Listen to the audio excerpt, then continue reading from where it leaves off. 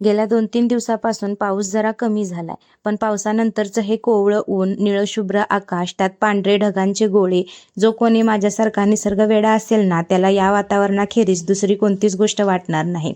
अशाच वातावरणाचा आनंद घेत मी आज सकाळी टेरेसची स्वच्छता केली. झाडांची पाने वगैरे गोळा केली. शेवाळ वगैरे झालं होतं तिथे खराटा मारून सगळं स्वच्छ करून घेतलं. मग काय स्वच्छ टेरेस, आजूबाजूला हिरवीगार झाडं पाहून एक वेगळाच फ्रेशनेस जाणवत होता. थोडा वेळ झाडांसोबत घालवला, त्यांना पाणी दिलं आणि नंतर दुपारच्या जेवणात आज खेकड्याचा रस्सा बनवला होता. रेसिपी सासूबाईंची होती आणि त्या सांगतील तसं मी पहिल्यांदाच ट्राय केलं. बनवताना वाटत होतं कसा होईल काय माहीत, पण बनवून झाल्यावर दिसायला तर एकदम मस्त झाला होता. आणि हो, पहिल्यांदाच बनवल्यामुळे थोडासा टेस्टही केला. आणि का घरातली एकदा तरी खेकड्याचा रस्सा पिऊन बघ म्हणत होते ते समजलं. खरंच खूप छान चवीला झाला होता. मस्त ताट वाढलं आणि जेवण केलं. रात्री सोसायटीमध्ये शेजारच्या घरी बर्थडे होता. त्याचं केक कटिंग केलं आणि आजच्या दिवसाचा शेवट केला. चला आपण भेटू पुढच्या ब्लॉगमध्ये. तोपर्यंत बाय.